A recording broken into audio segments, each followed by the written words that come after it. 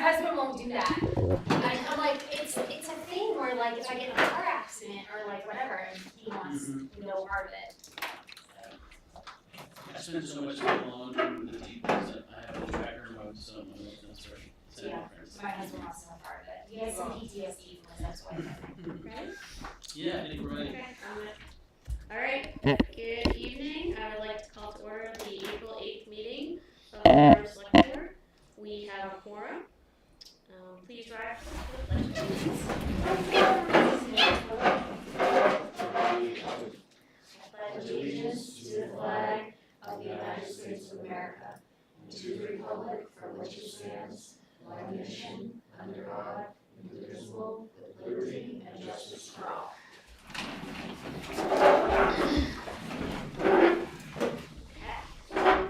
Welcome. To start, I'd like to congratulate Josh and Rebecca on being elected to the Select Board. This being the first meeting after the municipal election, we need to elect a chair and vice chair. At this time, are there any nominations for chair? I'd like to nominate Joe. There's only one show now. Yeah, I'll accept. Do I have a second? I'll second it.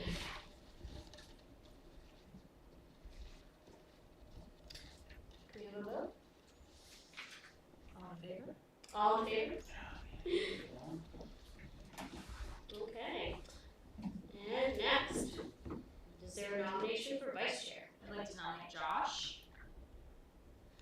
Do I have a second? I'll second. Any discussion? Did he accept it? Oh, sorry about that. Do you accept? Yes. Thank you. Any Sorry. discussion? Call for a vote. And at this point, I turn the meeting over to the chair. So, thank you, Jessica. I was like, what's happening? I heard that. Meeting's What's going on? I was like, what's going on? Okay, thank you. Sorry. Some advisement that we got from Jerry was, generally speaking, after the municipal election happens, you don't necessarily have a chair, and it would be, like, if you just have the previous chair start the meeting, it makes it seem like there's still a chair, so it's good to have, I guess, we get an advisement that usually the clerks will do it for the first meeting, so. Thank you for keeping us on the rails, everybody. Appreciate you guys. Well, first off, before we start, thank you all for the nomination and vote to be the select board chair again this year. I really appreciate it. I feel like we've had a lot of success last year, and I'm super excited for us to continue that. And it's very easy to chair this board when everyone who makes it up is so great. And just does all the work too. So, do we have any amendments to the agenda? We do. Okay. We need to add an executive session under 405-6F to discuss a hardship abatement. Okay.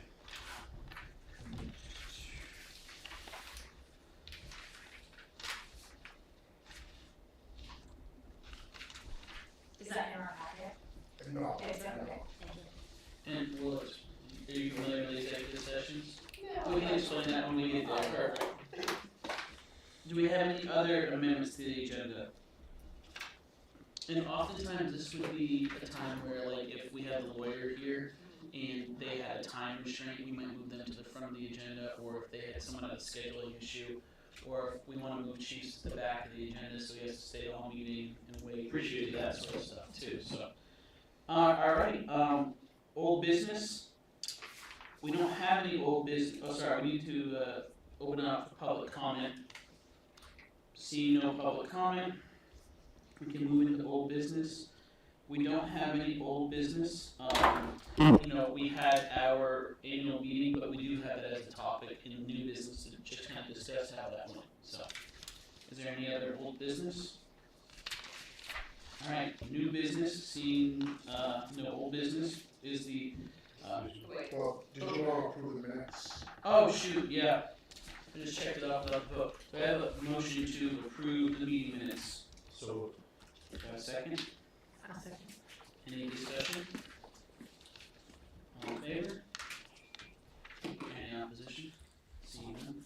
So Rebecca, usually, if there's something like that, I'll ask for a motion, and then rather than making the motion as the chair, and if the discussion that would be a good time, like, sometimes, like, if someone reviewed the minutes and realizes there were some errors and then we needed to correct something, that's a really good time to say, oh, hey, we need to adjust this, and just make sure that when we put them into the record, they're reflective and accurate of our meetings. Yeah. Alright, new business. Chief Tripp. What they provided, what do you? They brought in, okay. I'm just gonna read the statement, Chair, if that's okay. Firehouse Subs Public Safety Foundation has awarded the Durham Fire Department a $25,897 grant to purchase a new rescue boat with motor, trailer, and accessories. This new rescue boat is more suited for the river and will replace our well-worn 2002 model. Our current boat out there was awarded to the town by the Stephen and Tabitha King Foundation in the amount of $7,500, April of 2002, so 23 years old. We are pleased to partner with Firehouse Subs in their effort to equip small town emergency responders with the tools needed to respond to the ever-changing climate of emergency response, and a more detailed media press release will be coming in the future upon receipt of the rescue boat. I know the boat is in New Jersey. We had to submit a complete write-up on it with a quote and whatnot, so it's a 14-foot rigid hull inflatable, bigger motor, trailer, all of it. We'll be able to sell the boat we have, we'll look into that, and purchase rescue suits and whatever accompaniments, whether it's lights or something, for the new boat. I had put that down, very proud of the group, the grant group, including Captain Salvi, who continued on that cycle for 3 years to reapply for that about every quarter. Quick story of how that really came about, very quick, is we were running medical calls to a residence real close by. Transported one time, helped her one time, ends up being a mom of a Auburn police officer. He reached out and said, hey, I just want to thank you for your efforts with my mom, didn't know you were fully staffed, great service, appreciate it. Do you know about Firehouse Subs? Yeah. I said, well, my cousin owns one in Auburn, and if you want to tag us with that, it may help. So just because of normal routine and helping others in town, we were tagged with the franchisee in Auburn, and it really probably pushed us over the edge. So again, that's to the boys running ambulance calls and the volunteers. So it's a great small town story for us. So we'll be another 20 years with a rescue boat that should be purchased on a grant. So very proud of that. Just to let you know, and on Sunday, Auburn called us for a rescue boat for a car into the river on their side. Very timely. Very timely. So we go all the way up to the dam in Auburn, we go all the way down to the dam in Lisbon. And if Lisbon has anything, they call us for a second boat, sort of a backup. Recently, we helped assist with a recovery. And then, Topsom a few years ago had a recovery, a rescue also. So we will do all 3 counties with our boat. And then we go out 2 or 3 times a year with cars in the river or a canoe or something. So it is used. The other funding stream I told you about was more than $1,000 from the Lewiston shooting overtime. So that check is literally in the mail. I signed off. And just this week, as you heard, we got a $15,000 check in the mail from the EMS state sustainability. So straight from Maine EMS, not a federal deal. And we can purchase capital improvements for our rescue. Things like IV pumps, a stair chair, important stuff. Is that a competitive grant, Chief, or is it kind of? The Maine EMS was sort of a very long process, not competitive, but it's on call volume, so every town that applies is a different amount. Fire-based EMS, and it's they even did private sort of companies. So I'll be getting with the town manager about proper use and deposits and where it all goes. Any questions on those? Well, you said the first grant with the boat was 27,000? 26, yeah. 26, so you're sitting at 41,000. We're at 41. It was this week, 41 this week. It's a good week. It was a great week. It was a great week. So thank you to all that assist. Yeah. Thank you. Congratulations. Thank you. That's great. I'm excited for the roll-up whenever you get here. We will be doing training, we'll be roll-up, yeah. I don't know if you're the poster boy, but we'll try. Well, lots of photos too, so, you guys do a great job with your PR, but I think it's important to Yes, they've given us a template and whatnot, they're very regimented, as a matter of fact, they might even purchase it for us, and then we'll see about delivery. But yes, there will be a social media campaign. And while we still got Chief here, I just wanna point out that we had a pretty bad structure fire last week, and I think what we saw was really beneficial. The relationships that Chief's made with the surrounding departments is the response from surrounding towns was huge. I mean, how many different departments were here? I think it was maybe 8, but each one sent 2 rigs, including New Gloucester, Freeport, Lisbon, that type of thing. Yeah, and so I know that we just came out of the budget cycle, and there's a lot of questions about mutual aid and how much do we give and how much do we take, and this is those deposits on those goodwill checks that we make all year long with other agencies. When we have a response that quick from our partners, that resulted in a lot of people. It was a bad fire, but a lot of people's lives were saved, and it's contains just that one structure. So. On that, we have been taking donations. I met with the victims yesterday, gave them a lot of the cards that they needed, some dog food, things you don't even think about. So we will be storing some of the stuff for them and working with them, but the community really stepped up immediately. Things you don't think of, health and beauty aids, you're talking about a 12-year-old girl, even a new pillow just to sleep on because you've lost everything.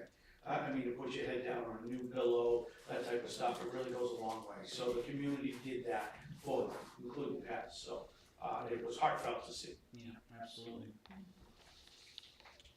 And I would say, I think she got home at 3 a.m. He was back there at 6 a.m. that same morning checking in on it. So appreciate all those extra hours. All right. I just wanted to have a quick review and discussion over town meeting, see what people thought about it. I felt like it went really well. We got some really positive feedback via email. And one feedback that I got was we should project larger and use larger font on our slides, because there were some folks who had a hard time seeing it. They just came up after and said that in the future they'd like to be able to see a little bit more. And, I think that's a simple thing we can fix. We had kind of a projector issue, last minute projector emergency, and so I think that might be something we just think about for the future town meetings. But I got all positive feedback, and so I was really happy to see how it went. Being done by 12:54 with an agenda with all the changes and stuff we had in there. And overall, I think it was very civil discourse, which is always nice to see, and just wanted to hear what other people thought about the town meeting. I thought it went well. Yeah. Heather? I thought it went well. I think that there were some things that came up at town meeting in terms of feedback that I think is worth discussing. I don't know if this is when you want to do it, but I thought that the feedback about the texting in terms of road closures and stuff like that, I think that was fair feedback. And so maybe that is just something that we address early on. What types of things that or if there's a fire and you put, I don't mean to call you out, but you post that on Facebook or whoever the communication officer is, to steer clear of that area. To me, that's a time where a text message might be appropriate in that situation to just help that area stay clear when they're trying to do their work, or when a road is closed because of flooding or a car accident or whatever. I personally think that that's an appropriate time to use that service. I know that we're trying to ease into it, and we don't want it to become a situation where people are just ignoring them because they're getting too many. Yeah. And I think it's a worthy discussion to have of where that line and that balance is of what is important to text out and when. Yeah. Yeah, I was happy to get that feedback too, because I think we had talked a little bit about in the past, just getting our feet under us on that, because we've had people say, I want to unsubscribe because the text woke me up, and then we've had other people say, oh, it's really great. So I think we just need to kind of frame out a policy on that. So I think it was a good point that was made. The other thing, which was kind of self-inflicted, and I know everybody tells me not to do it, but I always do it to myself, because I genuinely do want people to know information, and I also want feedback, right? So I made the post, and shared the outcome of town meeting, which opened a 8 to 10 hour can of worms. And of course, I can't not respond. I did it to myself, and I know that, and it's okay. But some of the feedback from that, which, you know, I ended up kind of taking Josh's position of like, the information is there, and at some point, the onus is on the residents to get the information and be informed, which, you know, because a lot of that felt very repetitive of, you know, here's all the administrative things that we did to get people at the meeting, right? And I did, I outlined all of them, because people give us a hard time, like, you know, so I ran down the list every single time, here's all the ways that we made this available. And I think the one that I will take away from the 8 to 10 hours of feedback is that in other towns, they do put signage at the major intersections, right? And so I think that that's a worthy thing to think about for next year, well, 2026, that at this intersection, you know, whatever, by the bridge, maybe 3 or 4 signs that say town meeting, the time, the place. I think it's simple enough. Yeah. I don't think it will prevent an 8-hour discourse next year, but I think it's easy enough to put that out there at the intersection, right at where the river, coming across the river, there's the town sign right there, and then intersection, so 125, 136, I think is easy enough, so. But Josh? it also makes me think it would be great if in this downtown visioning process, we get a little poster or a little stand out in front of one of these buildings that we could put that sort of stuff on as well. What were you gonna say? I mean, look, how long have we been doing town meetings in this town? Right? I found that when I moved to town almost 13 years ago, I found out the next year, we're gonna have to spend money on signs. People are gonna complain about spending money on signs. I know. They're complaining about having it on Saturday. They want to move to a weeknight. Well, you have a weeknight when other people can't be available. You can't make everybody happy. Right, no. And at some point, as citizens, if you want to be involved, you have to take initiative. And I mean, yes, people need to show up. 108 people, I think. 124. What was it last year? 165, 64, usually. The past 2 years, not this one, the past 2 years, 165, 164. It's not enough. It's not appropriate. And I mean, I miss stuff. To be there. I've missed stuff every year to be there. Every town meeting we vote on when the next one's going to be. We already know when it's going to be next year. And so, at some point my sympathy, I just don't have any sympathy. We can put it out there every way we have available to us. And I think that's what we've done. And, Isn't the first Saturday in April for a while now, right? Yes, for, I think since, This is our last year, yeah, I think it's been like that for the last 20 plus years. And to part of my thought process is when you have something that's so entrenched, that this is always gonna, and I'm worried about this year if we're making a change, and so I think the signage would be important, definitely this year. But once we get to the point where it's always the second Saturday in June, it's kind of just like town lore at that point, like that's when it always is. I put it on my calendar, a bunch of things pop up, and I'm like, oh crap, I got that on that day, so I just plan around it, But I think it's a PR issue. Oh, I'm sorry. No, it's fine. Go ahead. I think it's also, I have to bring myself into this, but it is a PR issue. The select board, town, our PR is not, the way it's presented is not great. And I think that starting from the day after the town meeting is when we have to get into the heads of everyone. This is a civic duty. You want to have a say, then come to the town meeting. If you don't like how things are, then come to the town meeting. I totally agree with you, Josh. This is 100% on the resident. And if we don't make that commitment, that's on them. But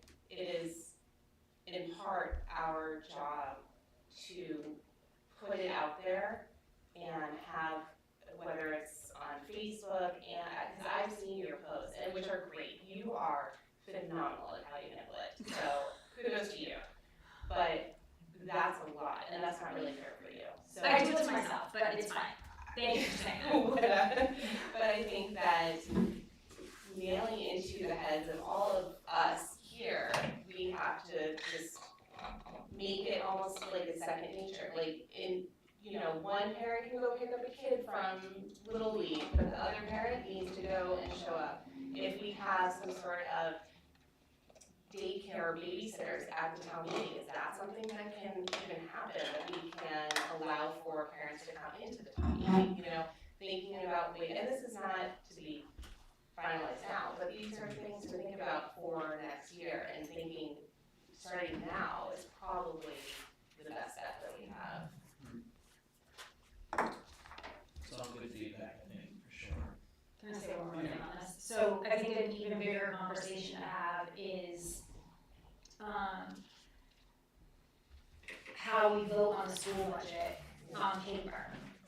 And if, like, I know there's another town, Elliott, maybe, Maine does a hybrid format where they have their town meeting for all of the discussion and whatnot, but then their voting actually takes place the way the school budget voting takes place. And with that, if that were the option, would that get more people to come and actually vote versus coming and having to sit through a 4-hour meeting because that was also some of the feedback, is that some people want to just vote. They don't want to have to spend 4 hours to vote. I think that's As something. opposed- I was gonna say, Yeah. my issue with that is I think that would turn town meeting into something that even fewer people attend. Mhm. And there were only 64 people that voted the night before. Right. Right. All the 12 Right. hours. And it's also important for people to hear the rationale Mhm. I do agree with and that. perspective of all the issues, so. And of We their would fellow do, citizens. right, we would be doing ourselves a disservice to move it to a written vote. And an even bigger, like, at what point is it appropriate to talk about a town council form of government when you only have 120 people out of a population of 4,000 showing up to vote? I mean, what, maybe that's something we ask Kristen, at what point is that?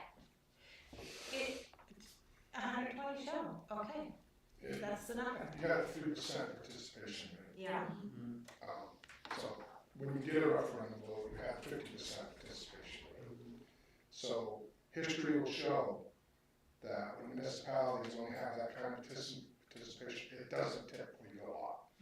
It'll actually go down, because people, and you talk about the first Saturday in April, the second Saturday in June is gonna be worse. Mhm. Well, also, it's gonna be with the school vote, Right, so there'll be more people coming out for that, I would assume.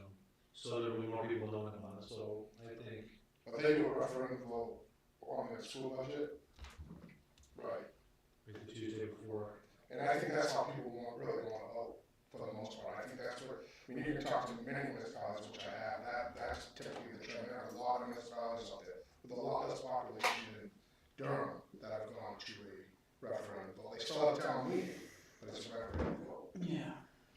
so. On that day or a different day? 3%, it varies throughout that, but I think it's a 3%, conversation worth having. 3% participation rate is pretty, Pretty bad. it is Awful, pretty bad, yeah.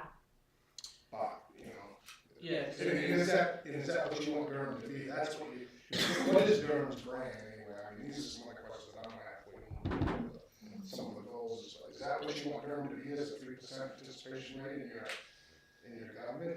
I don't know. Well, if we do some things during the year to improve our communication and our messaging, for the year, just raising awareness about decisions that are being made or discussion points that are happening, maybe that will also help. Yeah. We're gonna put in the Durham Blast, maybe, once a month, note from Joe about, anything we can do to just raise awareness about what's happening at these meetings. Yeah, there is the budget committee talking about the transparency. And while I get that, because the select board is very transparent, I mean, I've seen what you guys have done all throughout the year, but it's more of like, go for it. That was a big discussion we had because we had, you know, the referendum, we had the extra town meeting on the moratorium, which I think had like 50 people, so almost half as many, almost a third as many as this meeting. A lot of people and very lively discussion, and then we had public hearings that no one attended. We had the actual hearing for the thing for the language change that no one attended. These were texted out, emailed out, news blasted out, mailed, put out on the town everywhere. And one challenge I do think we're running into is I just think that there's a large enough proportion of the town that's just not really concerned about the budget. When we look at our census data, our median household incomes, our age demographics, I think that there's a large portion of our town is just like, I'm not really concerned with this outcome, so I'm not going to give up the Saturday to go do it. And I think that that's one thing we're running into, because it's like, we have it or we don't, I'm fine, and I'm not worried about the change in my mill rate, and that's fine. And so, I think that is a big portion of what keeps people home, because, you know, there's a lot of people just like, I'm not worried, and I'd rather go hiking, you know? And I have the same concern as you, because June is a good time to be outside. we get 2 months of summer in May, you know, like. This isn't the first municipality that has struggled with that. Yeah. And had to change tools. I mean, it's Yeah. just the way it And is. so I think that, I think focus groups kind of stress me out sometimes, I get frustrated with them, but it might be worth thinking about having a more facilitated conversation about this with representatives from the town. Because we kind of see the same thing in terms of our boards or committees in terms of level of participation. It's like there's a half dozen people who hold 3 or 4 different spots on different committees and are always looking to sign up for more, so it's not like we have even a huge level of participation on those committees either, so I think it's a tough And one to why figure is out. that? That's what I wanna know. It's like, what is it gonna take, or what are we missing, or what do we need to do differently? And maybe it's not an us problem, right? Maybe it's not, but maybe it is, and I just wanna be very reflective of that, because you guys know me, I'm like, I want community engagement, I want people to want to be part of this town and the town leadership and contribute, and so what is necessary to bridge the gap to make that happen, not only for town meeting, but also for volunteerism on the committees. And I do think that there is definitely, I don't know how, but there is an element of people not getting the information, because after the town meeting, just serendipitously ran into someone who's like, you're from Durham, you're on my select board. I was like, yeah, how have you been? I was like, I was at the town meeting today. That was today? I was like, yeah. And I ran into someone before saying, hey, you come to town meeting this weekend? I'm like, it's this weekend? It's like, it's been the first Saturday of April for 20 years. We texted it, emailed it.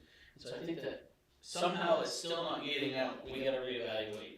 Do I think that brings us to 50% participation? No. Does it bring us to 3.5? Was your 50% statistic the year that it was COVID and We did the over referendum 2,000 people voted during COVID. on the budget? Over 2,000 people, right, because that's 50%. Right. Because it was- So I mean, maybe it's like worth the, project, or whatever we wanna call it, experiment, if we did our referendum vote one year to see what level of participation there was, and if it's not looking like more than 3%, then anyway, we don't have to continue to do this tonight, but I But do either way- think that this is something that we should put on our list of things that we focus on. Is there a way to do a town meeting with an adjoint referendum so that you can have a little bit of both? I think that that's that hybrid approach that Heather.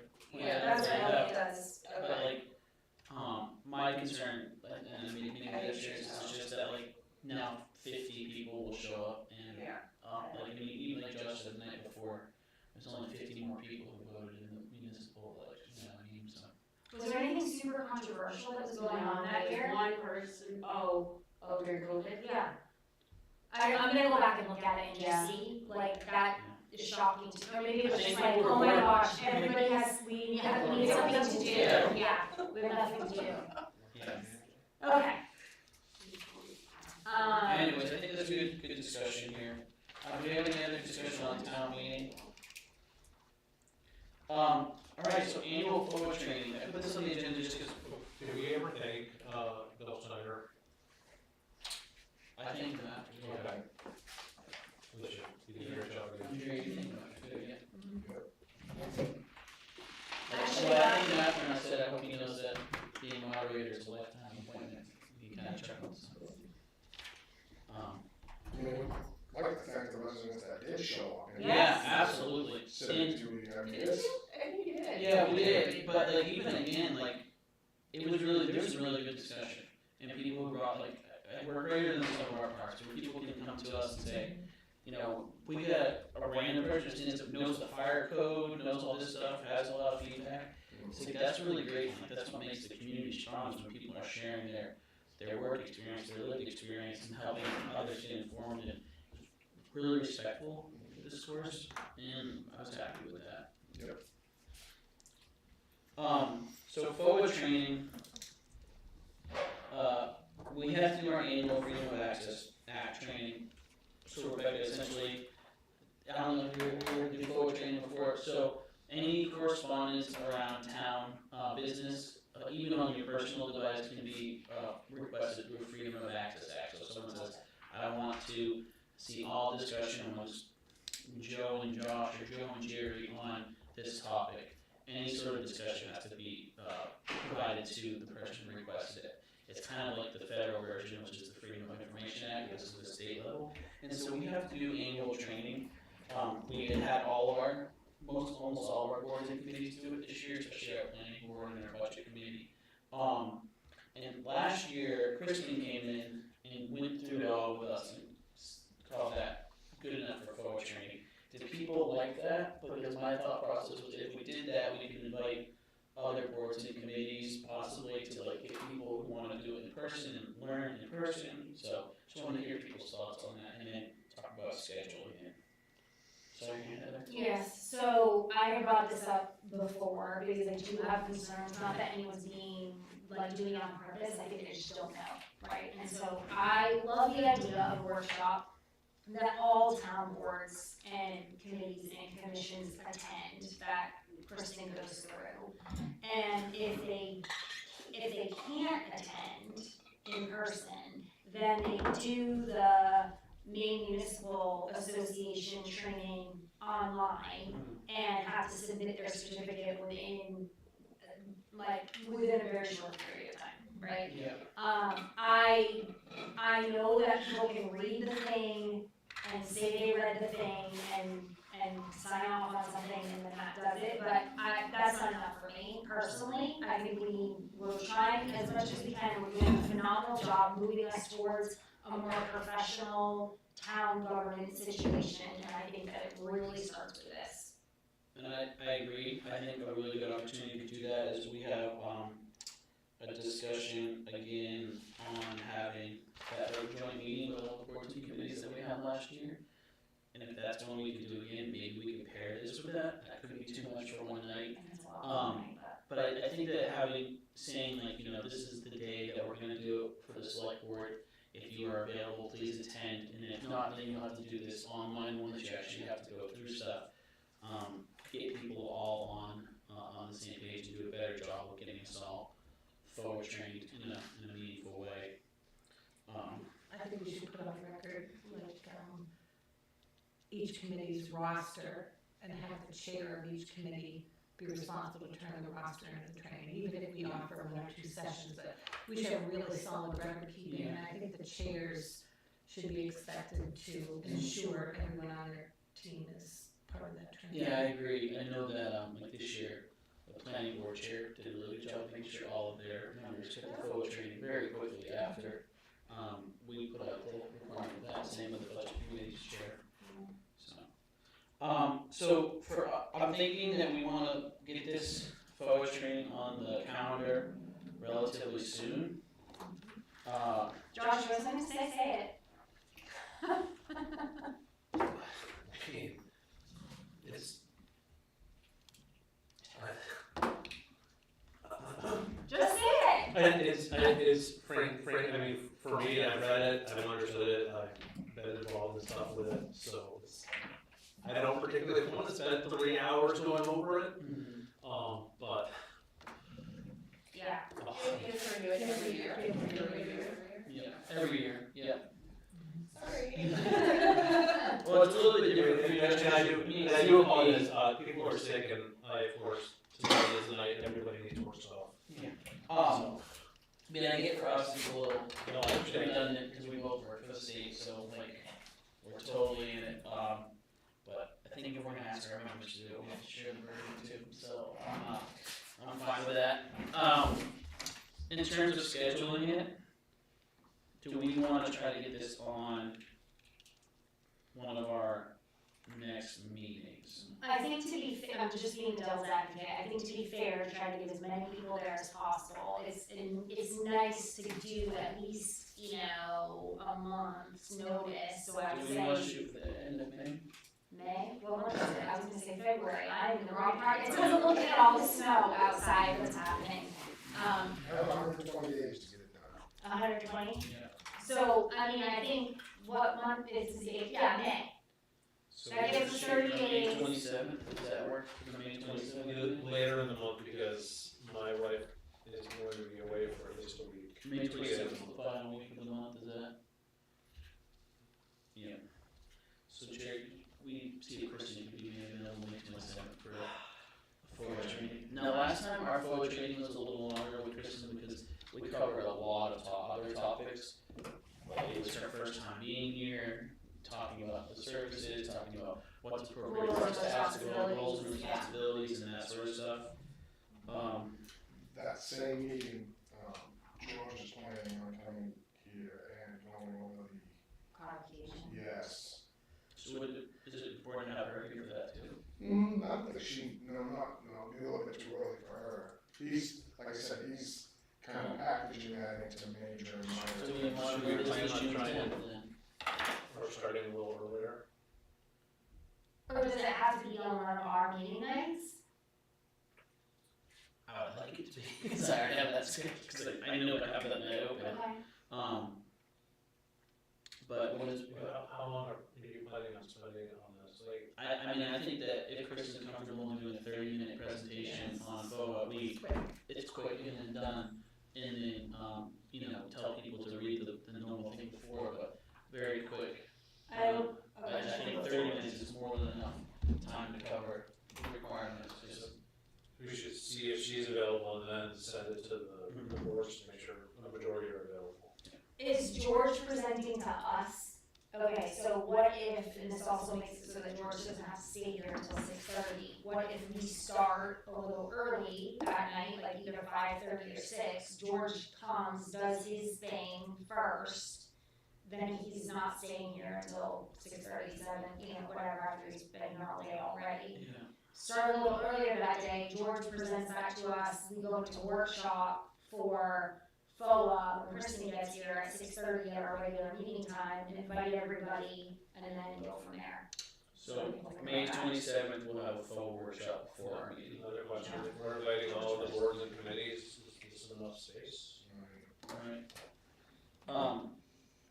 Kristen would probably, I guess, probably like a little sooner than. Yeah, I'm thinking if we had a 30-minute FOA block before our meeting starting at 6:30, so at 6 o'clock we do a FOA training. This meeting starts at 6:30 and then we have our normal meeting. Can we check to see if she's available on the 27th at 6 p.m.? 27th at 6, and then Of is May, that, not February. yeah, is that, do we need Eureka for that? It would probably be wise. And then we come over here for 6:30? Well, we could just stay right there. Oh, okay. Yeah. You know what, I Works don't for know. me. It's like we don't have the live stream harder over there. It's And it is codification, so I think that I wanna make sure we have that. We'll just walk back over. Yes. Yeah. Okay. Alright, so I'll put that in the calendar, that brings us a little earlier. Cool. And can we make sure Kristen knows we wanna do a 30-minute top 12 presentation? It's free, I think, too. So, Yeah, they're all still. Good point. You're bringing in more cookies. I get 21 bucks out of it.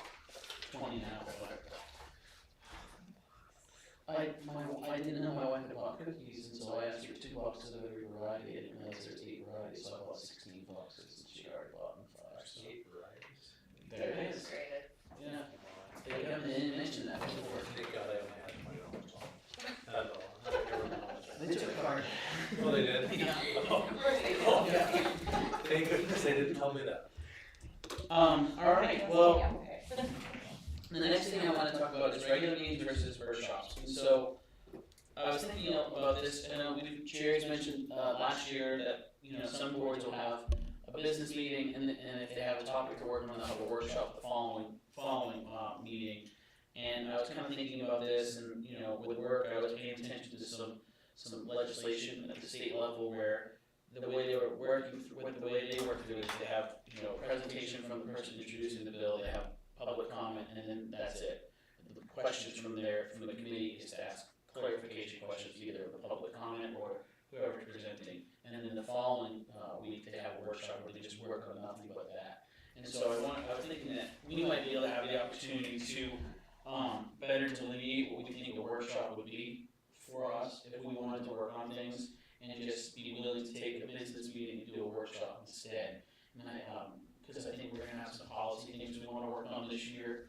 I think we're going to have some of the discussions like what you just brought up, and those workshops could be at that point we could ask Jerry if there's capacity for town staff to gather information on a workshop topic and come to us, or us as individuals to go gather information, or call in MMA or call in GPCon to get a presentation to work on a specific topic. And then that meeting will be just to lead towards prepare for the meeting, and then work on some policy discussion. Kind of like how last year we did permits and fees, but that was part of our normal meeting.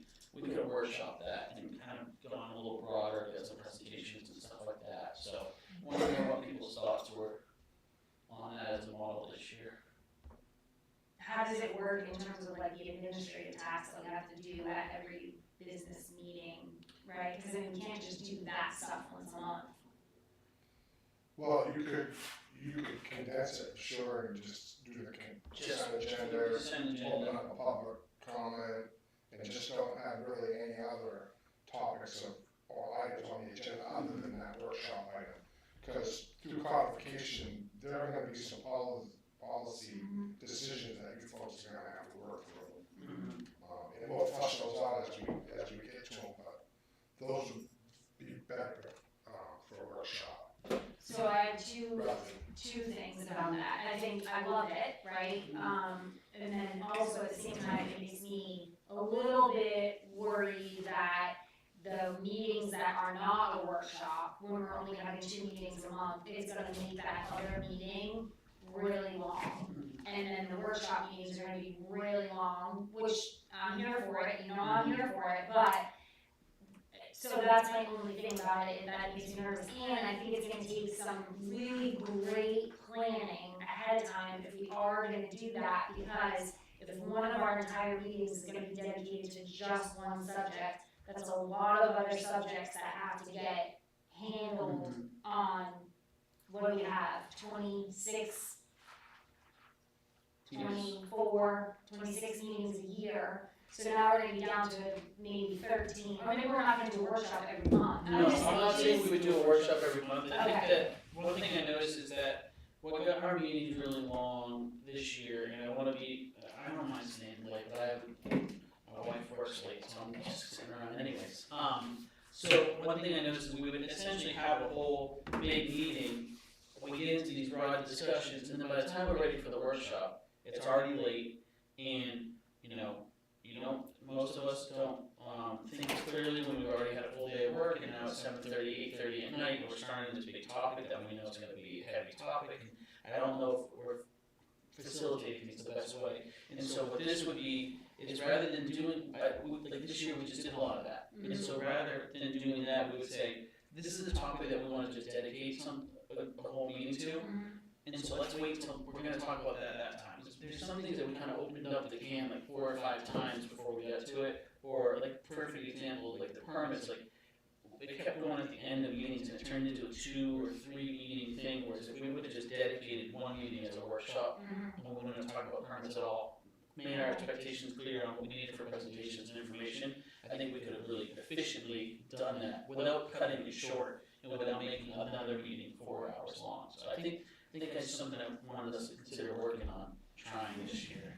I think it's a good idea, but I think we should make a change when we do it. Yeah, I don't think it's every second meeting is a workshop, but it's like the codification I can see being a workshop topic. Well, I think if our first workshop is goal setting, from there we can probably pick out those things that would likely result in workshop, And then we can, and we can go from there. exactly, and we can be really reasonable about like, here are the 3 things we're gonna workshop this year. Not here are the 16 things we're gonna workshop Oh, this year. I'm all about 16, but I know, I have a load. Yeah, I just think that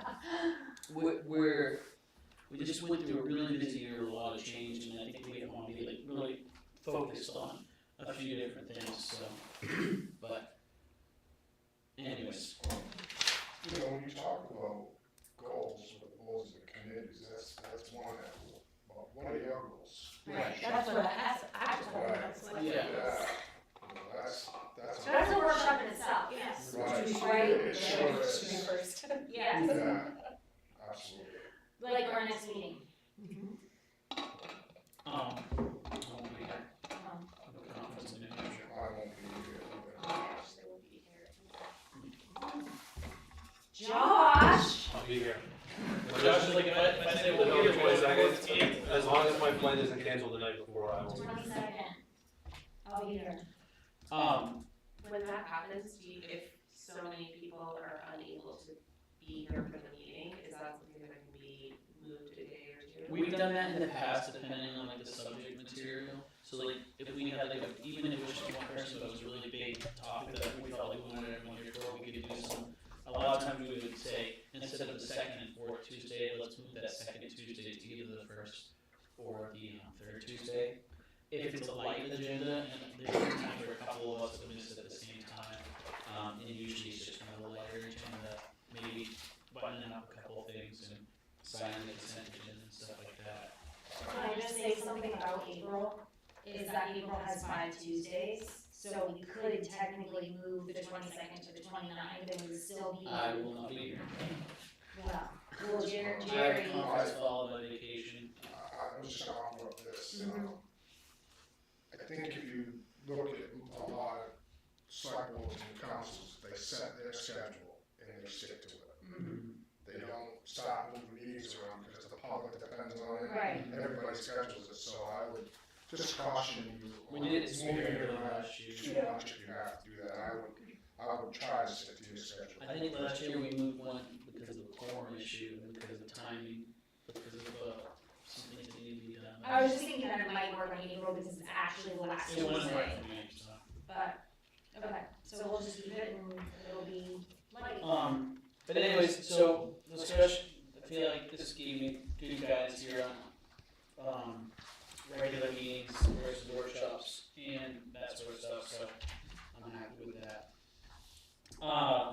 The next discussion I want to have tonight is just, setting our board and committee goals, workshop like we did last year. So last year we had representatives from each board and committee come to us and tell us, here are our top priorities, and here are the things we want to work on.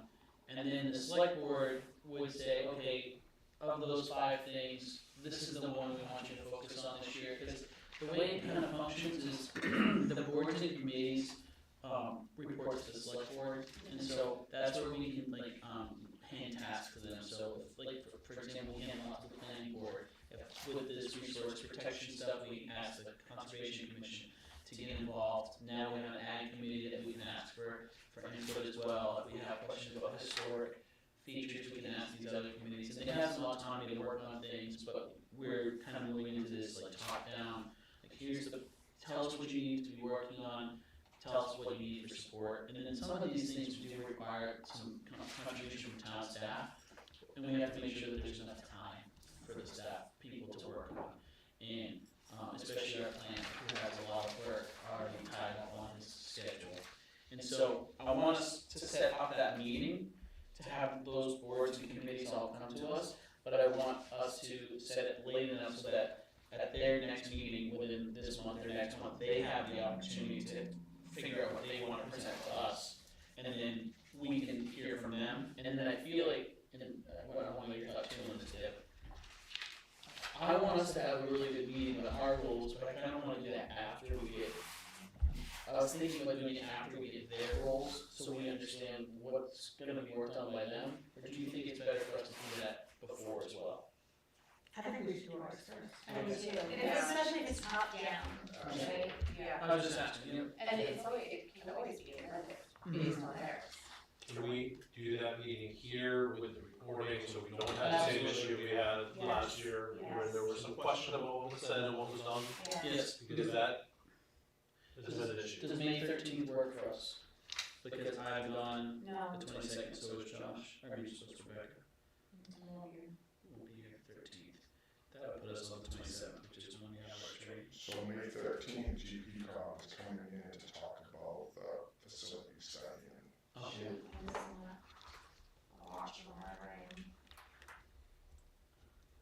I already bought plane tickets, that's it's fine, happening. you don't have to explain.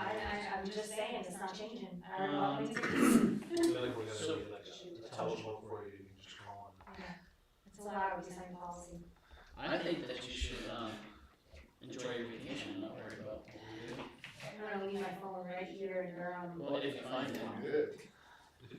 So how about this, let's shoot, what do you think about June 10th being our workshop?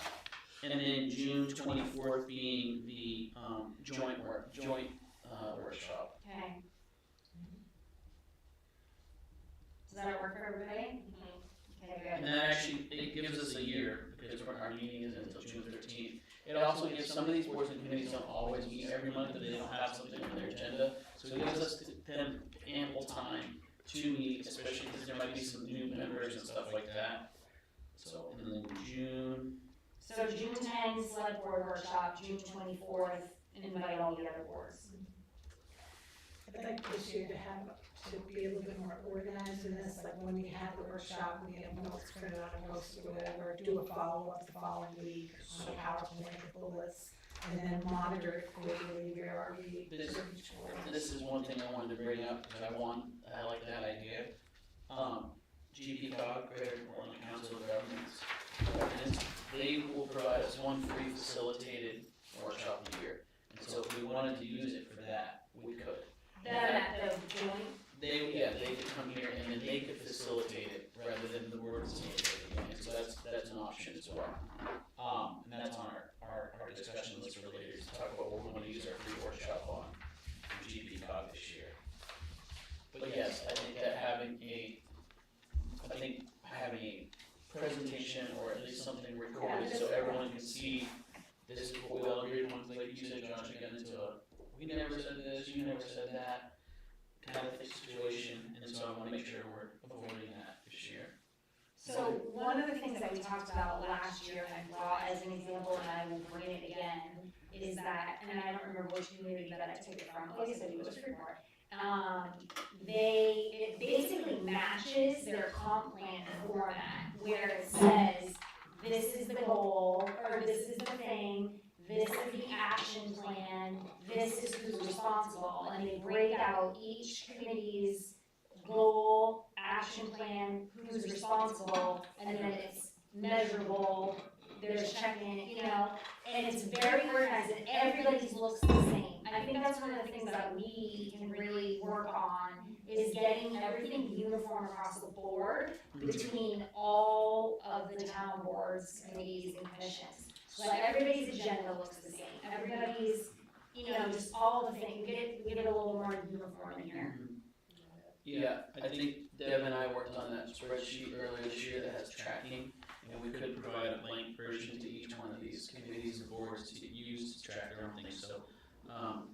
Deb and I were workshopping it, just the two of us all year last year, and essentially it's just an Excel sheet that has, you fill in your task, your timeline, the status of it, and there's a drop down menu and stuff like that. And so I think that having something like that after our workshops would be really beneficial, and being able to provide it to other folks as well, could be really beneficial. Especially if they're coming back to report to the boards, right? It's just this format that's getting back and forth. I just feel like that will clear up a lot of this miscommunication between boards and committees and town staff and everything. It's all just clear and uniform for everybody. That was a good spreadsheet. Okay. Very exciting. I'll go back and take a look at the free thing. Yeah. Yeah, works for me. My style's a little more loosey-goosey, so I need you all to kind of rein in on that sort of stuff, so. There's a lot of stuff going on. Cool, so we're gonna do that board committee goal setting workshop on, ours will be on the 10th of June. That, joint one will be on June 24th. I will make sure I email, early next week or later this week to all the chairs to let them know that we're gonna have that on June 24th. And so the expectation will be for them to come prepared with some of their ideas, and then we can get them all recorded and move on from there. Alrighty, the next thing I wanted to discuss, and maybe a little premature, is just permit and fees. So, Rebecca, we have the authority to evaluate permits and fees periodically to make sure that we're charging what we think is appropriate for the town. We went through and addressed almost every permit and fee last year, and brought ourselves somewhere in the middle ground between what the surrounding communities are charging. And we saw that was provided benefit of a lot of increased revenue from last year, and like 150% increase in revenue of permits and fees. And that only kicked in halfway through the year. Like, we didn't do this till late. So, and we're still below many of the surrounding communities, so it's not like we're egregious or anything like that. Since we just did that last year, I don't think we need to change that much this year, but the thing that we didn't get to was discussion around like gravel pits and stuff like that. And that's something else that came up at the town meeting as well. And so I just want to say, unless someone feels we need to, do we feel like we need to go through the permit fee all over again this year, or do we just want to take what we did last year? I'm looking at Heather. So is I. And it's okay, I just want to get feedback, you know. I mean, I don't think we need to go through the entire thing, but I think that since we judged, that was a hurdle, right? I mean, that was a hurdle.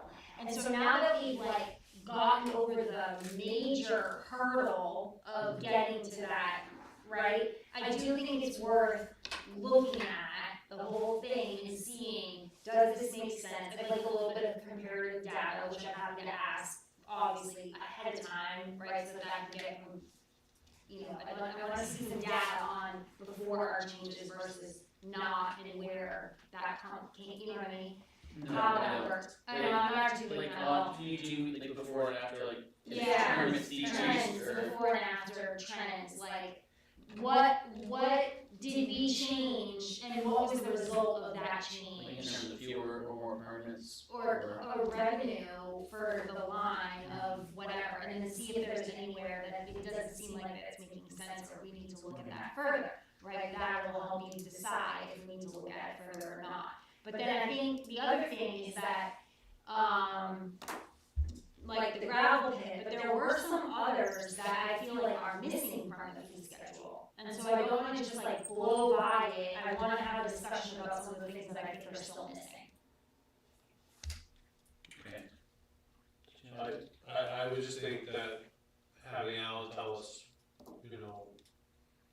if there are any fees that you think need to be added or increased or decreased would be helpful. But maybe the gravel pit was something that was brought up, so I didn't have those discussions. This is something else missing about, is anything about solar missing, like do we need to pay a fee for the solar stuff? Yeah, I think that was missing. we have a fee for that, yeah. There used to be, or is that new? I think that there's a fee for solar installation. I guess, anyway, on this topic, it's like let's check into where we are right now, what was the impact of the changes, let's fill in gaps that we have. And get that. I remember what the thing was, that our thing doesn't currently outline if there is an ordinance violation, that there is a fee assessed for the ordinance violation. I thought it said that it would be double the permit fee. That's if they Didn't get a. didn't get a permit, it's double the permit fee. But, we're just like, let's say, pretend that someone installed a road and didn't get a permit for it, right? They paid a double permit fee, which was $125, but what's left is a road. And that is a violation of the land use ordinance, and that, there should be a fee associated with that. That's more than double permit fee, in my opinion. Does June 10th sound like a good time to address permit fees? Are we doing something June 10th? We're doing our. Oh, that's our goal, Oh, that's our sorry, goal. I was looking at May.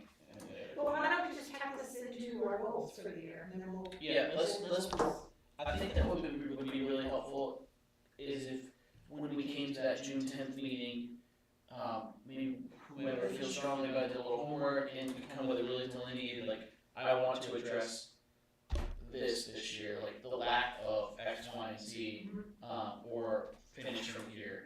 And maybe, would it be possible, Jerry, if we just, if Alan just took some time between now and then, to just review, see if there's anything that stood out to him as a, yeah, this is really super low. I know that there's been some changes with building codes and stuff like that, I don't know if that's gonna impact this, but if Alan could come forward and say, nothing's changed, but if he comes forward and says, yeah, every time around it's doubled, it's like, well, why did they do that, why didn't we? So, some of this might be, we still have this permit fee discussion, but we can, not that we ever do anything super fast, but we can blaze through the first third or half or 2/3 of it, because we've already kind of been there, so. My goal is that we don't spend 4 meetings and No. 10 hours talking about fees again. I know, I'm sorry. It was a hurdle, but it was I necessary. think we laid a really good foundation and made some changes that hadn't been made in a long time, so I think that we're in kind of a, just adjustment mode. And as Jenna opposed to like, is mad at everything because of it, Josh.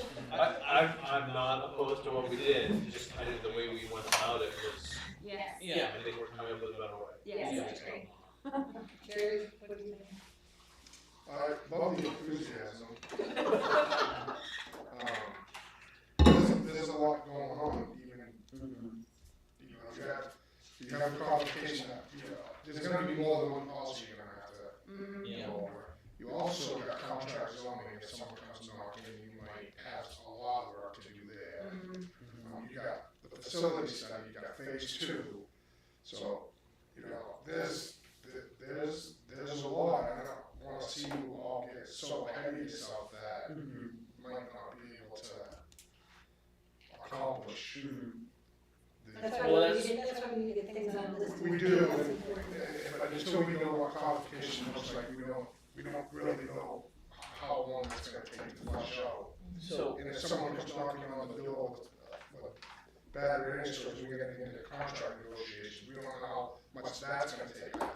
You know what I'm saying? Yeah. So, I, like I said, I love your enthusiasm, so but there might, that's where I agree with you, and that's where I'm thinking, like, I'd like to just say, it sounds like you're saying that there's some gaps in the permits, and then there's the gravel pit concern.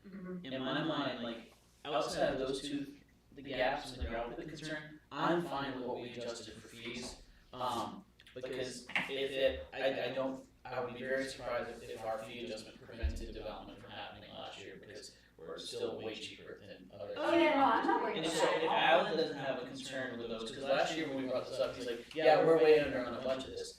In my mind, like, 80% of the fees, I don't feel like we need to really dive into, Yeah, because we just adjust them. Alan raised the red flag for us if we need so, and then we just focus on the gaps, the penalty, and making sure that we are square on the solar thing. And like that, those 3 items is like where we should focus our, I see your hand up. Okay.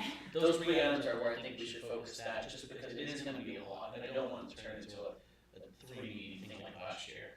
So really quickly, because I think the direction has to come from the board, and you just asked for that information from Alan, right? I feel like what I need to know to be able to make an informed vote and then not have it turn into multiple meetings is from Kristen.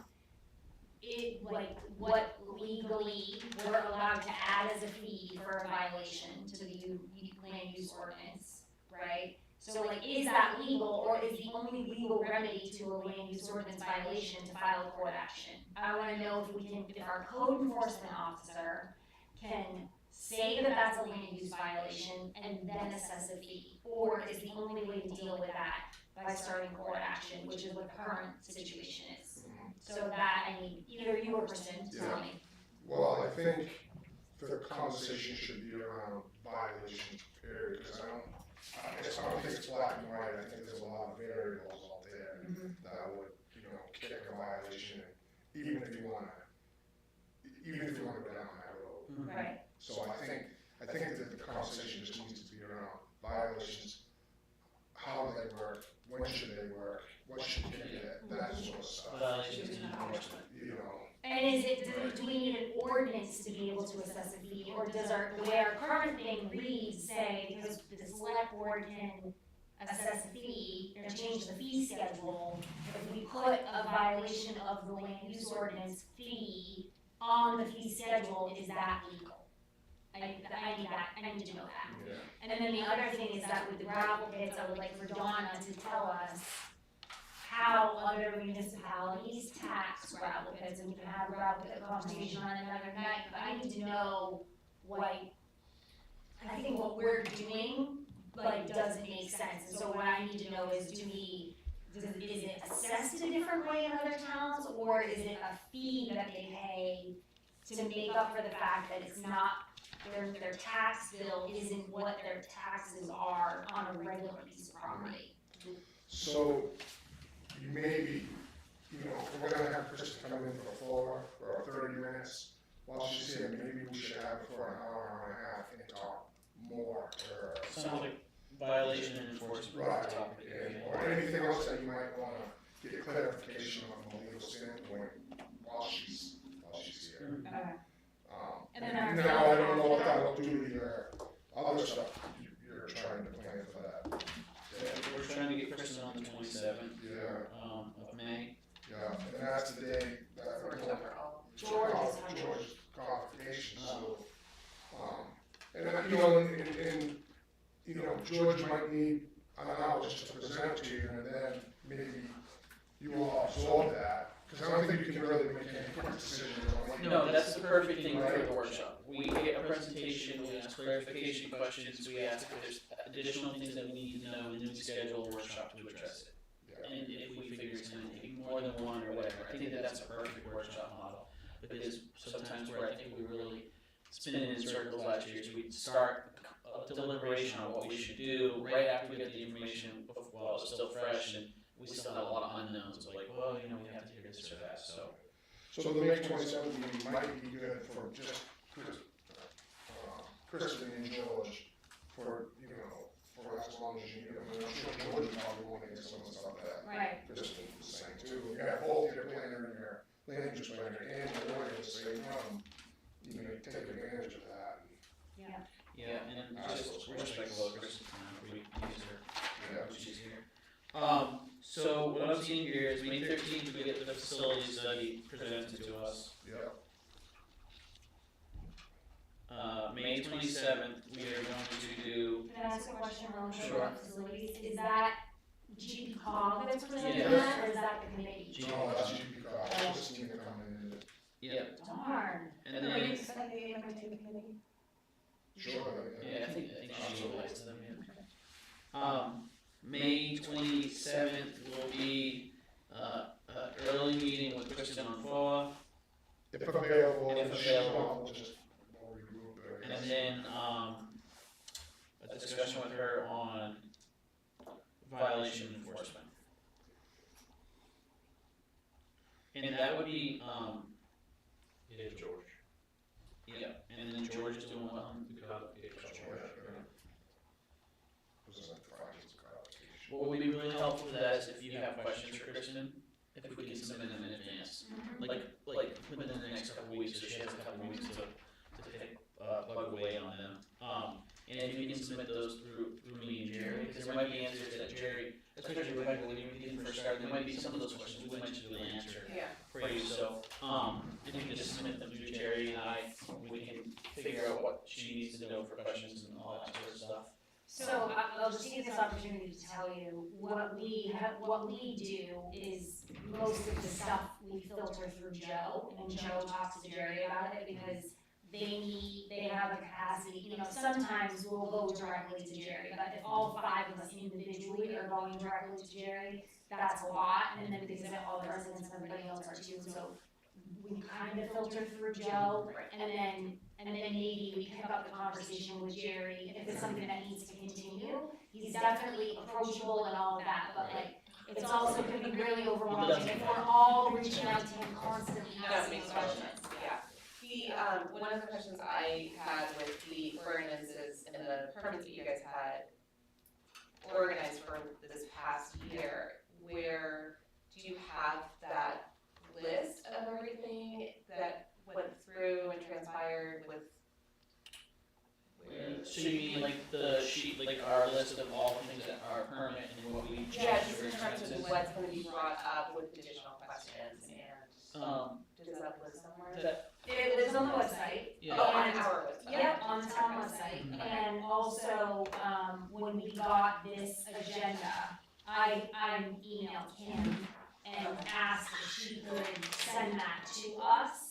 And forgive me, because I don't have my phone, so I can't look and see, I know she sent it to me, and I assume that she sent it to everybody, I don't know if you're on the board email or not. My email just started today, Okay, so I can forward it to you, but normally what will happen is we any, didn't all get it, no. okay, so anything that's on our agenda Right. becomes a link that's clickable as a, like, supplement to our agenda. Right. So like, when we weren't making a decision about the actual permit fees tonight, so she didn't do that initially. I didn't know that, and I over-prepare, right, so I asked her to send me that, so that I could go through that before tonight's meeting. But normally, if it's a topic for discussion, we're gonna be making a decision on it, the link is available on our agenda, and then you can look for it on the website also, it does right there. I think it's under documents on the website. Okay. And then I think, Rebecca, what would be helpful if we could set up an appointment. Okay. And just kind of give you an orientation of what's going on, and how it all works, and maybe go see the public works, and I mean, if you, give you a more formal introduction to the staff, and yeah, I can be involved in that if you want, or yeah, sure, I'll do that too, so. Yeah, that'd be great. I can reach out to you separately for it. yeah, absolutely. So May 27th, we're gonna meet early for the FOA training, if Kristen's available, and then also that'll be an opportunity for us to ask her about questions about violations and enforcement. And it would be very helpful to make sure we had any questions we have for her submitted by May 13th, so she has a couple weeks. And then we'll get our presentation from George on codification. And so that's really good timing, because we'll learn about the violation enforcement, we'll learn about codification, then we'll go into our June 10th meeting, where we will, do our goal setting. And so we'll have some information about what we just learned, and that goal setting could be driven a little bit by what we've heard from the facility study, and what we've heard from enforcement and violation, and what we've heard from the codification. So we'll kind of have a little census on some of the big things and how much work that's gonna take. And then June 24th, we'll have all of the boards come together, and we'll do goal setting with them. Does that sound? I know you're gonna be stressed if you're not here the 27th, you said? No, I'm here the 13th, Okay, I'll you're just not watch. here the 13th, alright, well, I just wanna make sure, because I wanna make sure you get everything, Yeah. whatever. Cool, so that's kind of our rough agenda there. The next question was GP Cog facilitated services. So they offer the opportunity to facilitate one meeting, for free. And so they've done, some of the meetings they do are like a meeting on roles and responsibilities, which we had come up a couple of years ago. They've done they do financial crash course meeting, problem solving facilitation, and annual budget priorities facilitation, just as a option for some of the things that they facilitate. And so I wanted to know what folks thought we might want to use their facilitation services for this year. My first thought was, part of me was thinking maybe for this goal setting with all boards and committees, but my other thought process was I think that there would be a benefit at some point this year with a facilitated meeting between us and the budget committee before we start the next budget process. And I almost would wanna save this for that, because I think that with our, June 24th meeting, I think I could just facilitate that, and everyone can remind me to put my lips on opinions, and I can just facilitate that too. Just hearing from people, and so what are your all's thoughts on that? I always go first, I'm just not going this time. No, it's okay. My opinion is that while we were a little disorganized with the committees and boards and commissions, I feel like with some organization, we're completely capable of facilitating that by ourselves. I think it went really well. I think we just maybe need to be a little bit more organized than we were to do that last year. I think we learned a lot. Yes, 100%. I think that we absolutely need a facilitated meeting with the budget committee. So that's what we'll say about. Well, ask everybody else. My opinion is. That's what I'm just thinking out loud. Oh. What do you all think too? Yeah, we'll start with you, we'll move around table here. I was thinking Well, what I just wanna make sure is, we decided we don't wanna use it for the June 24th. Yeah, I agree with that. Because I think that the 10th and the 24th is when we might broach topics that we say, this is one of those spicy ones, we're gonna have to get some facilitation on it, so. Are we in agreement that we don't wanna use it for the 24th of June? Okay. Works for me to say that, but we do need to use it. I'm trying to figure out if that restarts in the calendar year, so can we squeeze one from before December 31 and then get another one from after January 1? Well, there's July 1st to June 30th. So can we squeeze Just one one more? in between June 30th and maybe another one after July. When is the meeting with the budget committee? Oh, we Yeah, have, yeah. we just realized that we're gonna need to smooth that process a little bit, so we don't even know what that might look like. But they had noted at their last meeting that they would like to have,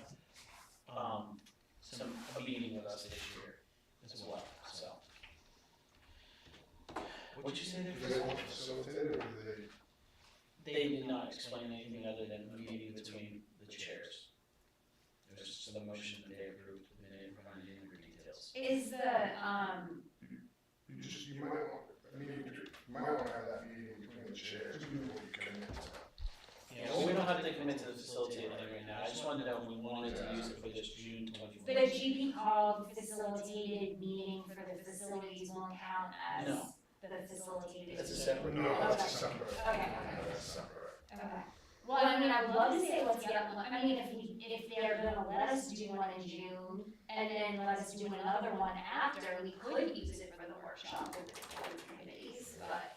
I can reach out to, Because I think that we could do this in June, but at the same time, if we don't need to, and then they can come up with a deliverable after, that reports back to us, I would rather, if that means we're just gonna be able to start using them again after June 30.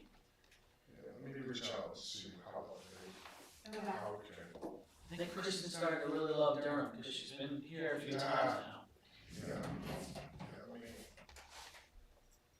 I think, you know, what a lot of municipalities will do when they're setting for the councils and the boards, that will be facilitated. So you're all on the same kind of playing field, not having one of the board members kind of do it. And you might be able to bang out, like, because Rebecca's new, right, so, you know, you might be able to bang out both the goal setting, facilitation, and responsibilities, and get them all in one. She might be able to just like do something like that where you'll get the most out of it. But I can reach out and see what they're willing to do and when. Yeah, that would be good, because if Christina's saying that they start the counter again after July. on July 1, then we might as well Take take advantage. advantage of it. Because it's part of your workshop, it's part of your dues. Mhm. The other thing too is that we could consider between now and June 30th, like, the solid waste committee could potentially use some facilitation. And it might, if we're not gonna use it for us before June 30th, maybe we have another committee that could benefit from some facilitation. Yeah. I think that might be after the goal setting meeting though. Yeah. Because I also, when I just think, when I think of like value proposition here, like, it's less work for a budget committee facilitation than it is for a multi facilitation, and so I don't know if they have a different charge there, so if we were gonna have to pay for outside facilitation, I'd rather pay for a less expensive activity versus a larger, more expensive activity. And Christina's gonna be here on May 13th, so we can ask some questions. She really gets to- I'll reach out before that, because I'll coordinate the meeting. Okay. Okay, let's move on from this. Either way, reappointments. So, Jeff, I accidentally, uploaded the wrong file for the reappointment, so one that was online is, you have the correct one, and one that was online is the wrong one. I'll leave it up to you if you guys wanna go ahead and print it off for the next meeting. Let's see. It's the boards, it's the board committees, This is for all of them? it's all of them except for, there is one member on the historic district committee who is not sure if she wants to be reappointed. So if she does, you'll get that one at a later date. Small voice. I have an opinion, do you wanna hear it? Yes, please. So my opinion is that no one was here for public comment, right?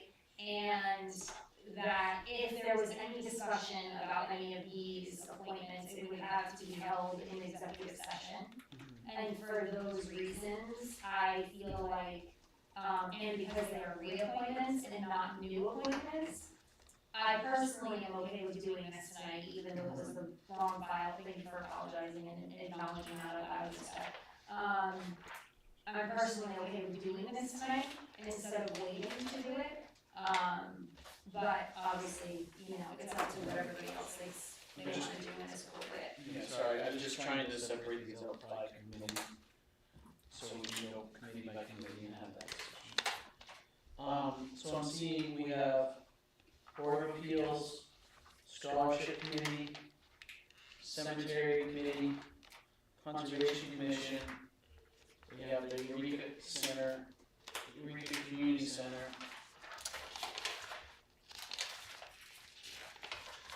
And then we have the Durham Agricultural Committee. Is that all the ones we just had? Should be, yes. Okay. We don't do planning board.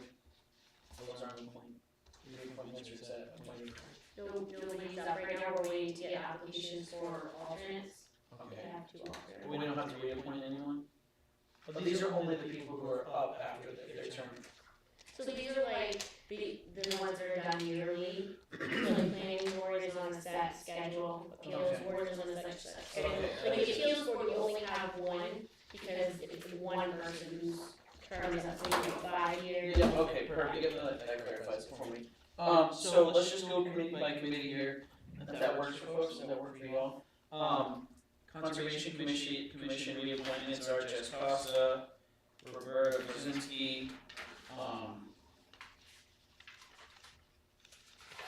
Sorry, this is bad time, but I gotta do one thing. that's fine. I do support doing this tonight and reappointing people on doing so it should Yep. work. Sam Caro, Mike Friendly, and Jeff Tyndall. These are all people who've been on the committee before. This is Conservation Commission, all people who've been on the commission before. Jeff's the only guy who, that last year was his first year, has been on for a long time. So, I just, maybe this isn't a now time, maybe this is a workshop time when we were talking about our goals and stuff like that, but I do think it's a conversation we're having about appointing people to committees that serve on multiple committees and how we're gonna address that going forward in the future. So it doesn't need to be tonight, but, you know, we do have a lot of repeat, which I appreciate their volunteerism, but I do think it makes, you know, a lot of the boards and committees very same opinion heavy. yeah, I understand that wholeheartedly. Rebecca? No, if we do that for another night, I just like, I don't know, Is there like an incentive we can give to people to join committees? Like an extra cash tag or something? Yeah, I mean, I do actually think that this is really important to bring up because some anecdotal evidence I've heard from people is that some people have been intimidated to apply for committees because they see that there's so many people on other committees that they kind of thought you were either in the group that got to be on committees or not. And so there was one person who recently joined the steering committee for this downtown visioning process, and they said they were waiting for this because they didn't really think that they should have applied to be on a committee that was already formed because they saw so many repeat people. So I do think that does play a little bit into it of like, when most, I really appreciate all the people serving, there's some people on 3 committees for a decade apiece, people don't feel like it's really approachable to go on there. And we don't have a rule that says that there are any term limits or there are X number of committees that you can be on at one No. time. Do We do for the select board. For the select board, we have a rule, and there should be, like, I'll just say my opinion is if you're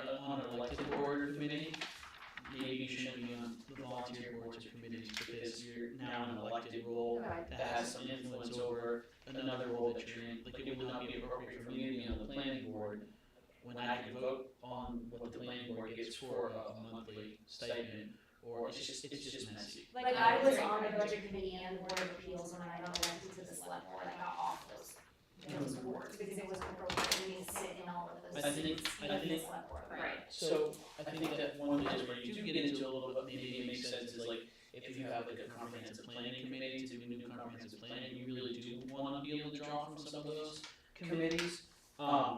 So, do we want, oh, go ahead. What is appropriate is always for a select board member to be a liaison on the committee. Yeah. Right, So you exactly. can bring back that voice. Which makes sense. So if we don't reappoint these, then are people not on committees? Technically? Not necessarily, I can't hold them until you appoint them, that's basically gonna hold up, but There's- no one's, I mean- those committees don't vote on, you know. Well, can we make a motion per committee? Yeah, because like this committee doesn't have anybody who serves on other committees. And so what I'm getting at is, if that's a discussion point that we might wanna work out on, maybe we wait till, if we wait for committees to have people on multiple committees and hold off on those appointments until we, have that discussion further. Because also if something were to come out of this to limit the number of committees people could be on, you don't wanna just drop that on someone, they might have a preference of what they want to be on if they were limited, you know? What are other people's thoughts, does that seem? That seems fine. And then, we don't have a written policy, but ultimately, we are the ones who choose who gets appointed to these committees. And we can make those decisions, based off whatever kind of policy we want to develop. But I think it would be wise to vocalize and write one down. I think if we're going to have a policy, we're gonna vocalize and we're gonna write one down, we need to have that on the agenda. I'm not saying we're doing that tonight, right? But we need to have that on the agenda because people might have something to say about Yeah. that and want to have the opportunity to make a public comment, which might enlighten our vote about how we feel about this. Well, also like, we do have a non-resident of term who's here listed to be on the committee too. Right. And that's another question. Huh, interesting. So for instance, something like this, for our perspective, would we want, is this something we would want to workshop with our goals? If we could make a goal, and one of our goals could be to develop a policy on boards and committee assignments, for sure, yeah. The challenge is that if we do that, we're not reassigning people to the boards and committees until after we've done that, you know, and that could be That could a be while. This could be an agenda item at our next agenda, at our next meeting. Which I get, but if we don't, do this tonight, and we have that, we're not gonna leave the next meeting with a written policy, are we? I mean, that's a lot of work in one go, especially when it gets. These ones, there's one in there that's a 5-year term, because it's like I'm not, I don't want to do that, I don't want to do that. You don't wanna do them tonight, and that's fair, that's what I'm trying to get at. I mean, not if we're gonna, not if our policy is, I just, like Jessica's saying, sorry, I didn't mean to interrupt you, but if we're talking about appointing someone to a 5-year committee, and we all acknowledge that we perhaps want a different policy change about this going forward, we don't get to talk about that one, I'm not trying to say one specific person, right? But as it stands right now, this is a year and a half long, decision that we're making for each of these committees tonight, if we do this tonight, before that conversation. At a minimum, it's a year and a half long appointment. Yeah. We'd have to put on the next. Yeah.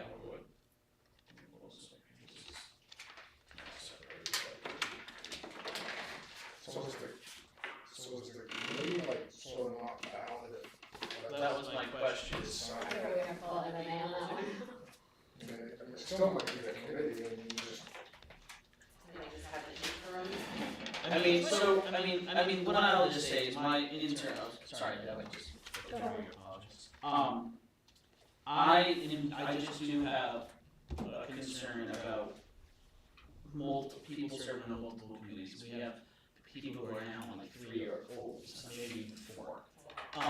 And for my concern is that I don't want us to, and this is something that, if this was voted on, people voted on, we want these people on everything, that's different. But if we're assigning work, I want us to make sure we're casting a broad net and having lots of ideas from the community and having a broad swath of our community.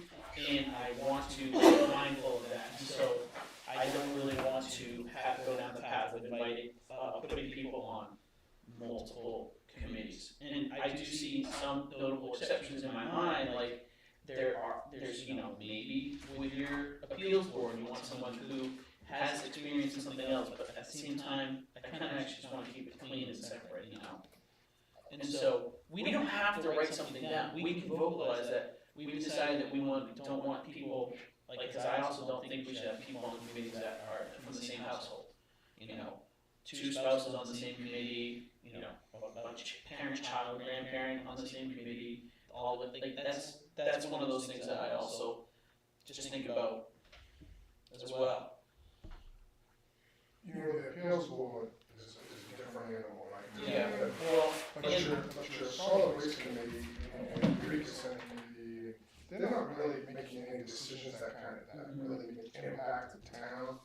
I think the reason why we do the oath really is it's a commitment that you're going to attend the meeting, but I don't think there's really anything that is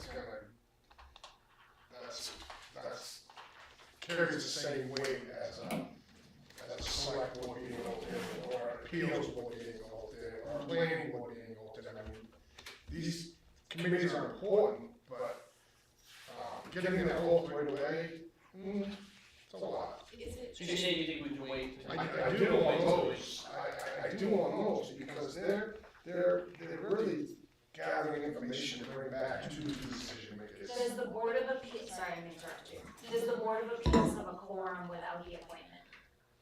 So Because we did have a resignation. I was just gonna say the one Board of Appeals appointment is a longtime member of the Board of Appeals, and they've always, and they're not on any other committees. It's not the household that, there's no one else in the household on that committee. So like what I was saying, maybe some of these we say there's no obvious concerns. Conservation Commission, no one on anything else, no one's in the same household. Once we start getting into, same with Ag Committee, once we get into some of the other committees, that's where some of these question marks are. So is it fair to say we can maybe do a couple of these as a slate and then say we need to get a policy, because like there's a married couple listed on one of these other ones. There's someone who's not a town resident who's trying to get on a committee, like, those are the question marks for me. Is it important to approve some, to sign off on some and not others? It's okay. Okay, so I wanna hold off then on the cemetery committee. And I want to, I'll just pass it on so people can see, everything here. And if we want to talk about appointments of people, that needs to happen in executive session. Alright, so how about this? We'll just- Correct? Correct. So the reappointment for the Board of Appeals, Terry Kirk is interested in volunteering again. Do I have a motion to accept Terry Kirk's, this reappointment for the Board of Appeals? So, Do I have a second? Second, okay. do we need an executive session to discuss, the applicant? No, I just have a question. We are certain that this person wants to do this. or this He is actually not called a- me Oh, earlier you're this just year to here make sure that he was Okay, Yes. perfect, yep. Any other discussion? Seeing none, all in favor? Any opposition? Alright, I will sign this. We don't have any date in here, but, I can do this.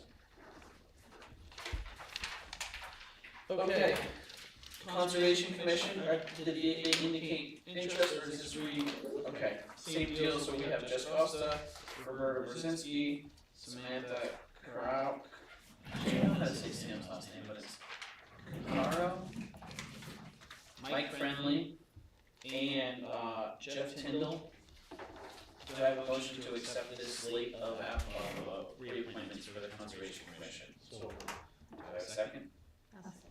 Any additional discussion? None of those people are also on the agricultural committee. None of them are on agriculture committee, this is the only committee that these folks are on. There might be a little overlap with the downtown steering, but I think that's a special circumstance, we did ask for people from the committee, so. Alright, I'm gonna sign off on these. All in favor?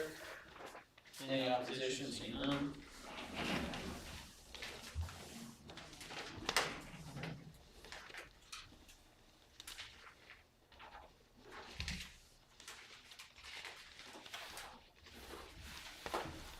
Is this the one that, yes.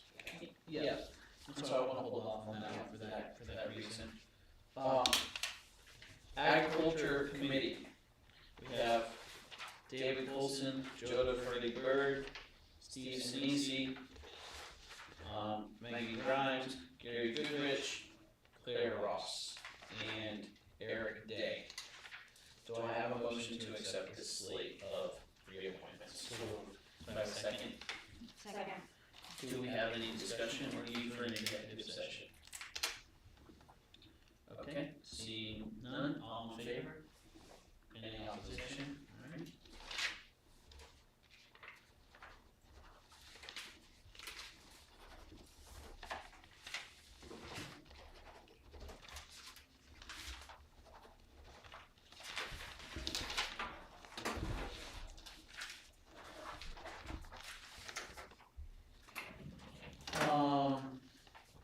Durham Scholarship Committee, we have Andrew O'Connell, Susan Hardison, John Pollock, Christine Cormier. Do I have a motion to accept this slate of reappointments for the scholarship committee? so, Do I have a second? Do we have any discussion or any need for an executive session or any reason we want to hold off on this one? Alright, seeing none, all in favor? Alright. Wish I had a slate. Is that legal?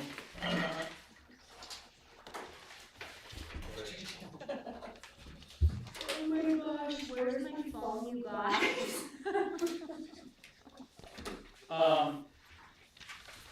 The Eureka Community Center, we have Jean Costigan, Kathleen Lowe, Pearl Scribner, Anita Sellers, Kathy Sentner.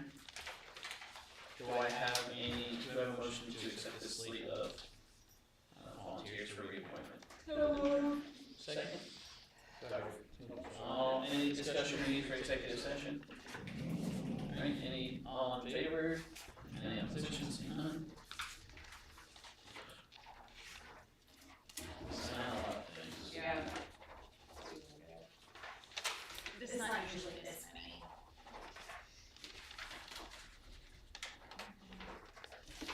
My signature's almost as bad as my wife's name. I just signed those.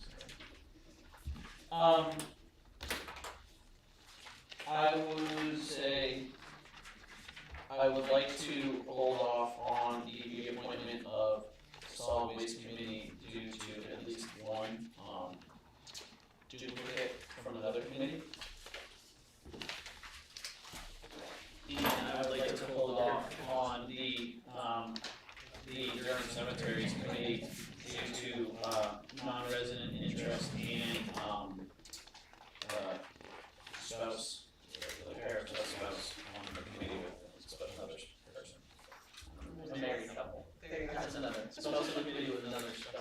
a married couple. So I'd like to hold off on these two for further discussion at a later meeting. Are folks okay with that? Or executive session tonight, since Or- we're having one anyway. Sure, let's do executive session tonight for personnel. What's that number? 4, 5, 6, 8. 4, 5, 6, 8. Okay. Alrighty,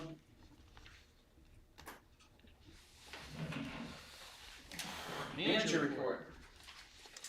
I don't have a log since last time we met, you know, it was getting ready for a town meeting. Town meeting, so there's been some administrative stuff to do after town meeting. What we call it, just, one thing that I will report is that there will be a Casella at the solid waste committee on Monday. And then I have a committee that I may attend that meeting as well. Yeah, should we make, I don't know if the agendas are being posted because we didn't share, but should we make a public aware? Because some of you, someone's listening. Yeah, what do you think, how? What's Casella there to discuss? Answer their questions. They, So, the tags aren't gonna work. Yeah, what's wrong with the automated? So, the town's gonna have some decisions to make. So, Yeah.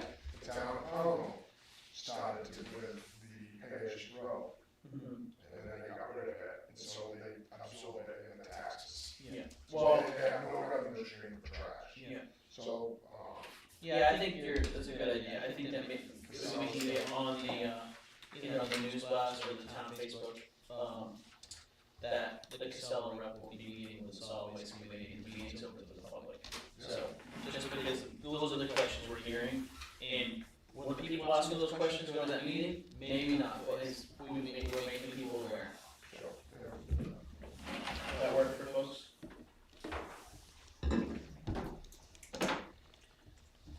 Anything else? be there?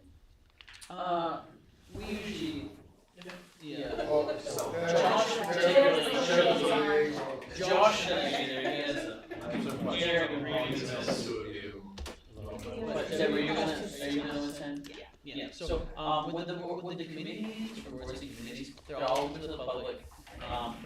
If a board member attends, they should, the expectation is that we're just treated like a normal member of the public. Sometimes they give us a little bit of privilege to speak on something or ask questions about whatever. But anytime I've attended, Conservation Commission or anything else like that, it's just I'm there and willing to speak as much as they want. That's a little different with Deb being kind of the liaison to the board, so we have that in place. But more than welcome to attend any of the board and committee meetings just to see what they have going on, see what they're talking about. I make the distinction very clear because I do go to the meetings and I do ask questions as a resident. And when I go to the microphone or when I am speaking, I always say, Heather Roy, my address here as a resident, not as a select board member. So that there's a clear distinction between my role in that room, and the fact that the questions that I'm asking. And you can do that or not do that, I choose to do that.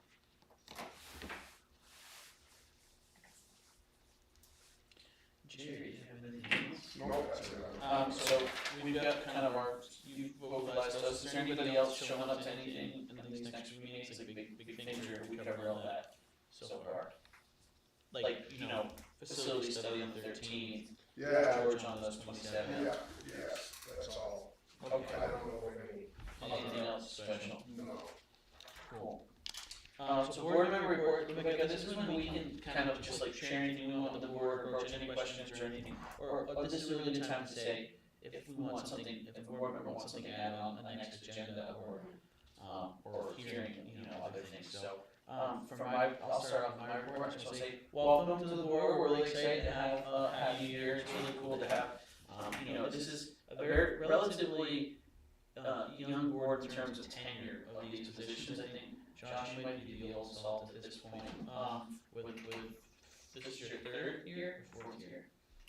The start of my board. Start of the fourth. And so this is actually, it's not super common to have boards with that little overlap, so it's really exciting to have you here and have a new face in town on boards and committees, and we've seen you around, but it's nice to have have your presence, and we're excited. Totally excited to learn from your background on PR, but it's definitely someplace. We, oftentimes you'll find with these boards and committees that are perfect, it almost feels a little bit like work, because it's like, hey, well, you have the skill set. Josh, you're a lawyer, we asked you this, you go, you're in PR, so, but if it ever gets too much, hey. Oh, like, PR. yeah. But yeah, we're happy to have you, Josh, we're happy to have you back, you know, on your 3-year sentence, 3-year term, but we're really happy to have you too, so.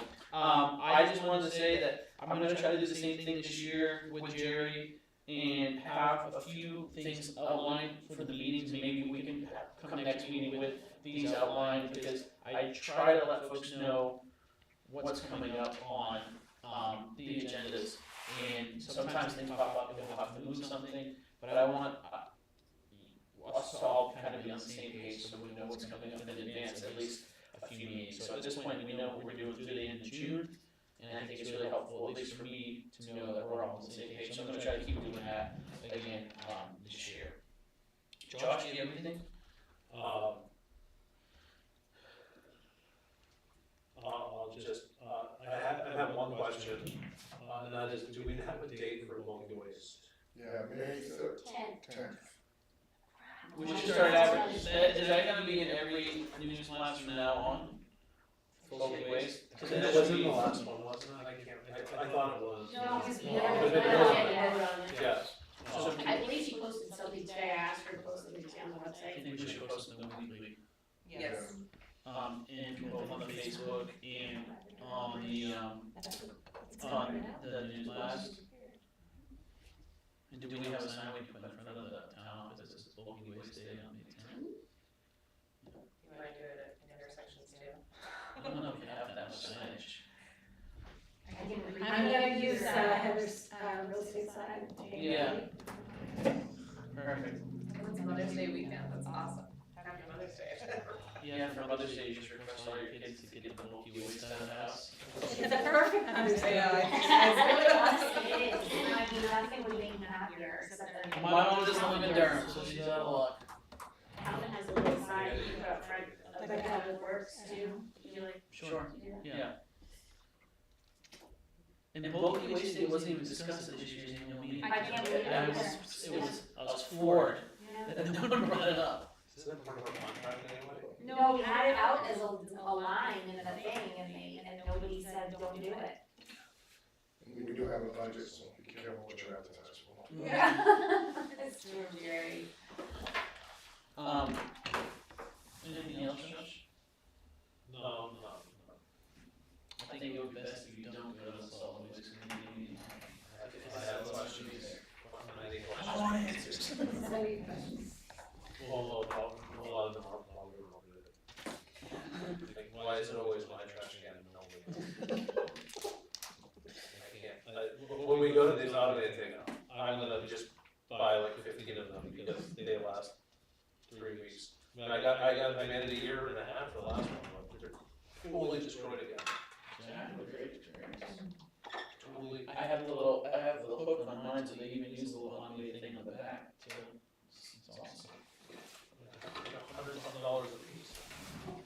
They end up in the street, somebody likes to run over. Heather, you have anything? Welcome, Rebecca, and I would just like to say that I believe this evening is a historic moment where females have the majority of the board. I think it might be the first time, yeah. And Joe, I just want to say that I think you did a really great job at town meeting. And I've gotten that feedback from people that thought you did a really nice job. So from myself and the board as a whole, I appreciate the time and effort and how well you articulated the town's position. And I did so good I didn't cry at town meeting. My voice shakes when I care, and I usually end up crying. And so I didn't cry at town meeting, but I'm probably gonna cry now. I'm not my hands either. Sorry. Jerry.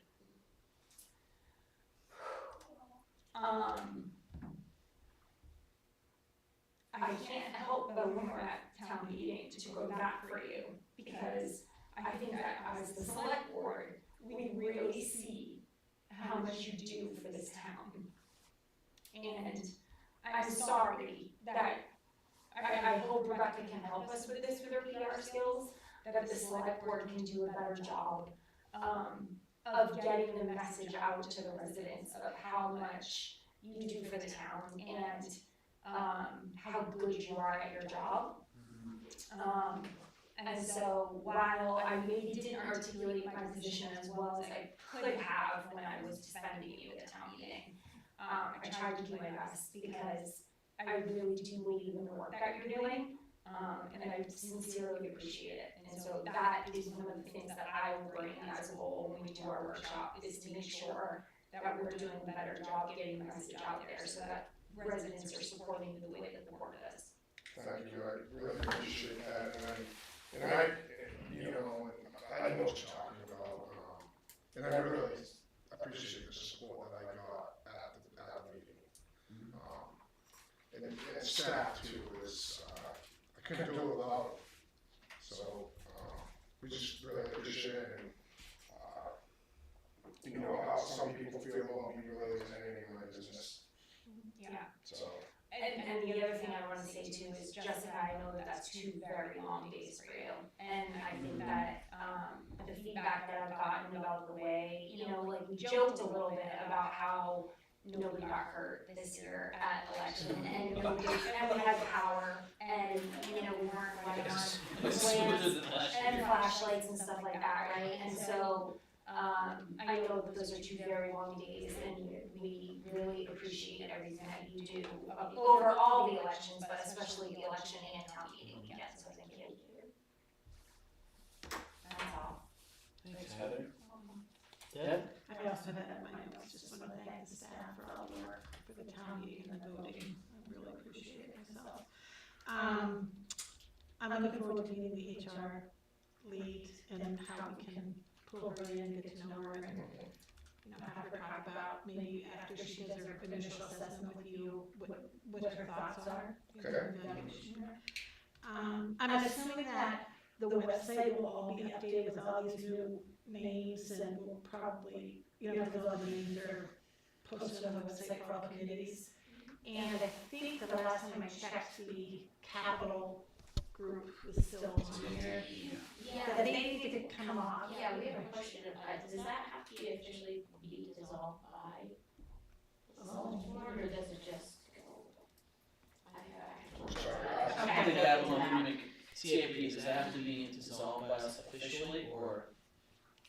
Because we don't have a town charter, so there's nothing in any of our ordinance establishing that, so that's why we establish it annually, and I think that if we just choose. There is a policy, the select board did vote on a policy to establish the committee and what their role was. That is a policy that does exist. Right, so Let's find that. So we should check if we have to officially dissolve it, let's get it on the agenda for next meeting. But I think it's important that as we approve these new names, that, you know, we're crossing all T's and the website of the school, and we're ready to go there. They're on the list for follow. Yeah.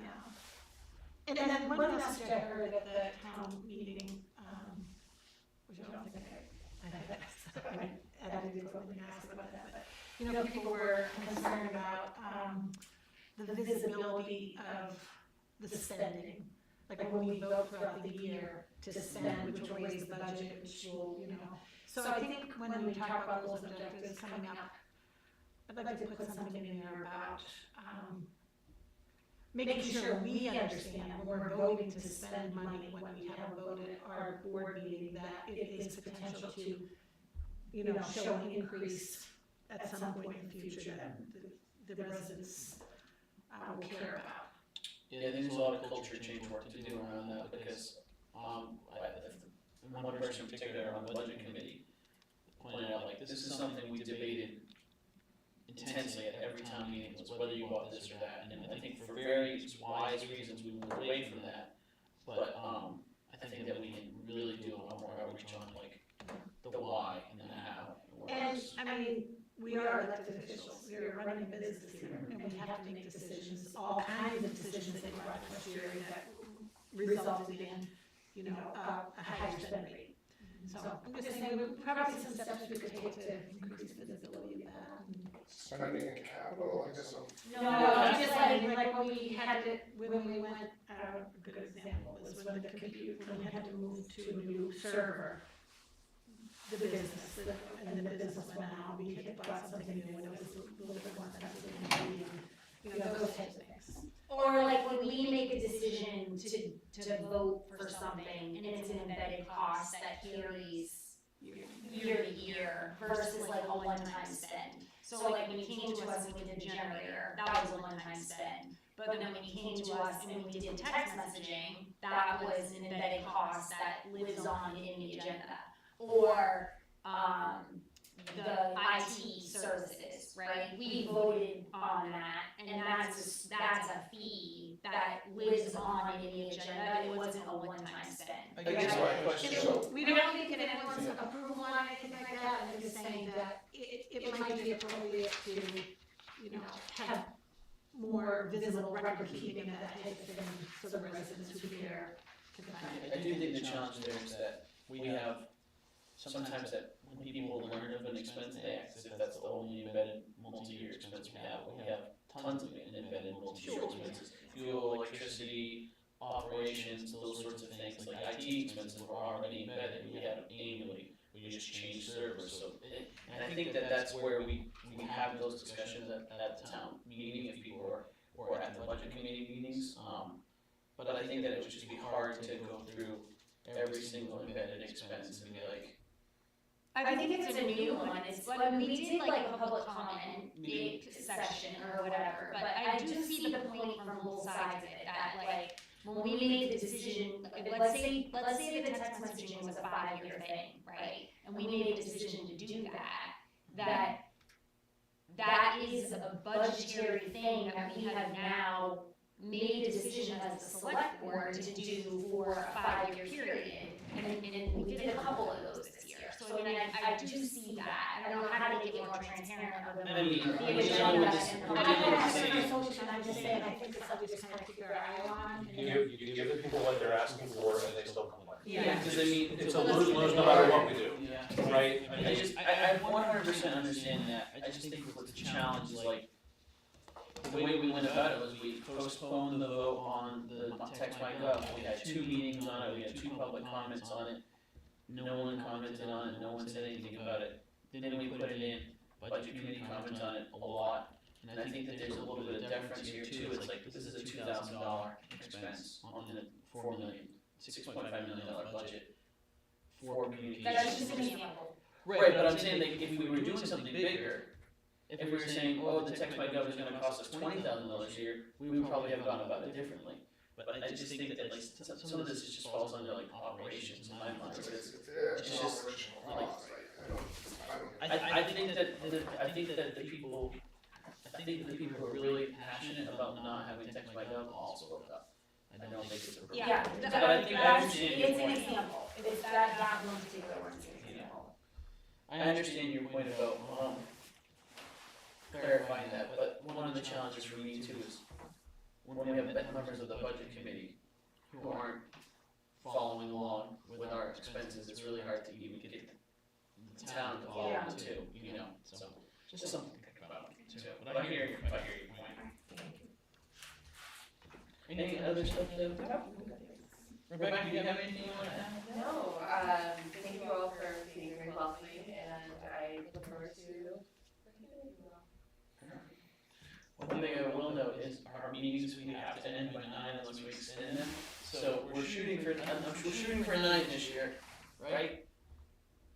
Josh, will say 8. But yeah, I just wanna let you know another thing. Yeah, we're happy to have you, so I'm excited. And like I said, this is a good time if you come up with any budget or agenda items that you want to put on for consideration. You don't have to wait till you're, you can always email Jerry or email myself, and then Jerry and I will talk about it. And yeah. And I'll email you for what works for you in your schedule. And then I'll CC you if you want to be a part of it. Oh, it's just one last, so I go on vacation and we can be able to come. So I Yeah, I'm not there either. only do that, April 22nd. Just What's Yeah, it that's is? cool, right? Debbie, you will be here April 22nd? Yes. Okay, me too, so we'll have 3 of us. So I will not be, I should also say, I won't be here the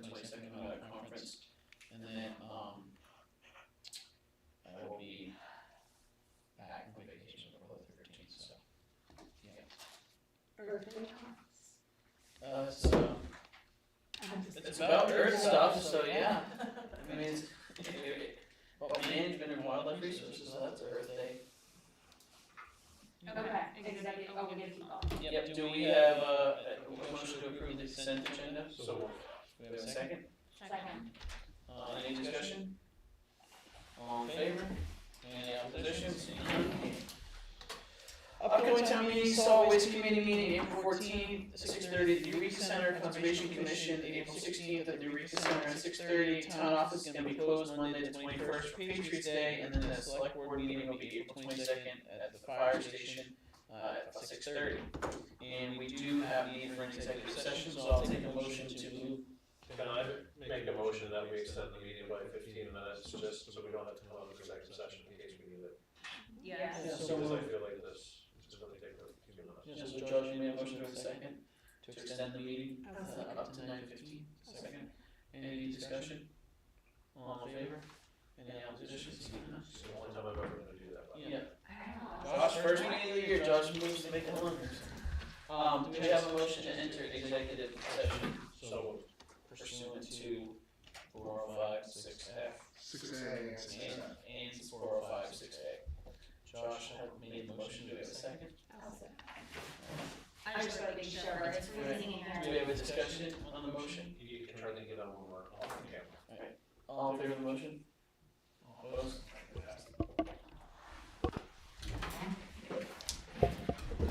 Sign the blanks here.